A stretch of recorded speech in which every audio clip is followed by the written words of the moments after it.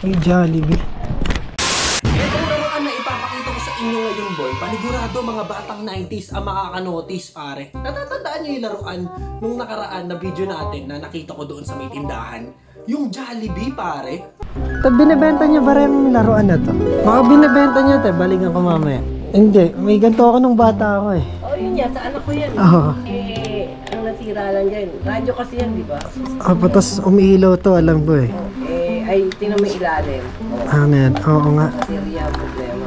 Matanda na rin yung anak mo, 27. Magkaidarang kami. Sige, baka ina-out mo mamaya, balikan ko. Sige po. A few moments later. Bibigay mo na lang? Ano lang to, hingin ko talaga. Oo nga! Sige na. Thank you. Baka may soft drinks. Vita. Ayan, Coke. Ay, hindi, kakakaw ko lang pala. Vitamilk na lang. Nagkawalaan po kasi mga laruan ko ng bata. Kaya pag may nakita ako, parang naaalala ko bigla yung nangyari sa akin noon. Yung nanay ko din po noon, kada alis niya. Sabi niya nga, nagtitipid daw siya kumain eh. Burger lang kinakain niya para mauwi niya yung laruan. Oo, yung laruan. May bayad kasi. Buti Opo. na buti kung libre yan. Hindi siya burger lang. Ako noon, naloko ko dun sa pinakamaliliit na scooter, motor, pinakamaliliit. Opo. Ko rin noon, hindi ko rin alam kung saan ko na ilagay. Thank you, Taya. Pagbalik ulit, dito ako lagi bibili. Sige po. Salamat, Tay. Thank you po. End of flashback. Pare, eto, papakita ko sa inyo. Eto, boy, oh. Eto, boy, oh. Yung Jollibee na nakita ko nung nakaraan doon sa may tindahan, pre. Doon sa lagi kong binibilan ng extra juice. Doon sa palaging binibilan ko ng Cobra, pre. Pag bumibili ako ng gagamba kila Boss Renberg. Eto, nakita ko tong Jollibee na to.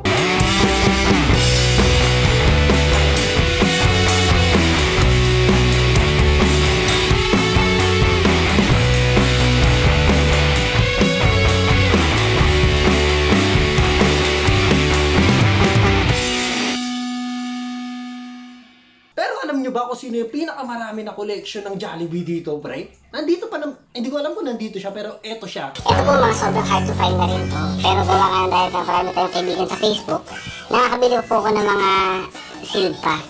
So may tayong dalawang sealed.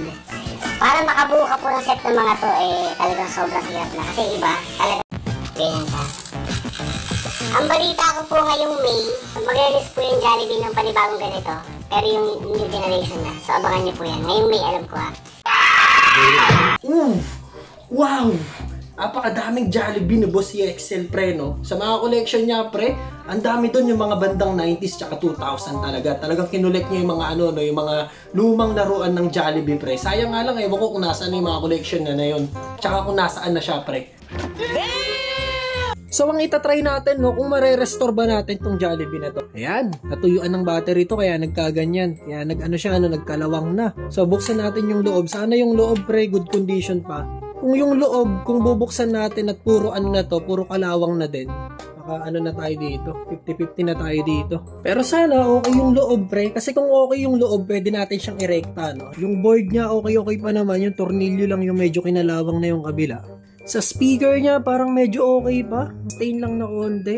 Pero tingin ko, iilaw pa to na malalaman naman natin agad yan. So, ito lang kailangan natin dyan. So, buti na lang may mga ganito tayong gamit dito, no? Sa pamamagitan nito, pwede natin siyang irekta, pre. So, lagay lang natin siya sa 3 volts. Yun, umilaw. 4 volts natin. 4 para... Oops. Yun, oh. Boy, 9 volts natin ilagay. Sobrang lakas ng ilaw niya. Ay, tumunog pa! Tumunog pa! Try natin ha. Yung number 1, may kasi 1, 2, 3. Ito yung 1, yung ilaw niya. Yung 2, oh no. Oh she. Nice. So ayan guys, gumagana pa siya, no? Yan ang kinagandahan dito kahit sobrang tagal niya na. 1998 pa tong laruan na to, pero gumagana pa rin siya, no? Working pa rin siya. Napaka-nostalgic nito, pre. At para mas maibalik natin sa dati tong Jollibee na to, papalitan natin yung parang spring doon sa may battery niya. Ang problema nga lang dito kasi kinalawang na, kaya nahirapan akong alisin. Pero okay naman, naalis natin at papalitan natin siya nung spring na galing sa ibang laruan no? Sisira ako ng ibang laruan para mailipat natin dito sa Jollibee na to. At para gumana siya no, nang hindi nakarekta sa kuryente na pwede natin gamitin ng naka-battery pare. So dito na natin malalaman boy kung gagana ba yun. Kung uubra ba yung ginawa natin. Medyo umangat nga lang yun dito sa kabila dahil nabasag na yung pinaka-plastic. Pero okay pa rin naman. Let's go! Yes! Yes! Mga batang 90s lang nakakaalam niyan kung paano magmekaniko, pre. Sinubok to ng panahon, pre. Tingnan nyo naman. Ilaw. Restore complete. Nice! Binibili ko siya pero binigay na sa akin. Ate, maraming salamat sa'yo. Alam niyo yung mga gantong klase ng laruan, paulit-ulit ko nga sasabihin sa inyo. Yung mga memories kasi ko dati na nakalimutan ko na. Tapos pag nakita ko yung bagay na yun na nagkaroon ako dati, nung bata ako, bigla ako naaalala, no? Bigla ako naaalala yung part ng memory ko na yun. So, malaking tulong talaga yung mga lumang gamit para maalala mo pa yung mga lumang nangyari sa'yo nung araw. So, etong Jollibee na to, malaking tulong to para sa memory ko, no? Na naalala ko pa dahil nakita ko siya ngayon. Para sa batang ako, sana maging proud ka sa akin. Ganito ko pa rin hanggang ngayon. Marunong ka sumira at saka bumuo ng laruan. Ice! Ito na yung binuo natin, pre. Na-restore natin siya. Buo naman siya, pero yung ano niya, yung sa lagay ng battery nga sira. Pero parang gano'n na rin yun. Mga batang 90s lang ay may mga kakayahan na bumuo ng laruan at the same time sumira ng laruan. So yun lang guys, para sa video natin na to. Itong 1998 Jollibee natin dito, na restoration na rin, kumbaga. Sobrang ganda. Hindi natin to ibebenta, pre. Binigay sa atin to, kaya alagaan natin to. Di-display natin to dito.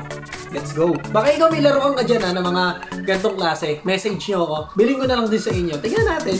Message nyo ako, tapos bibili ko sa inyo. Let's go.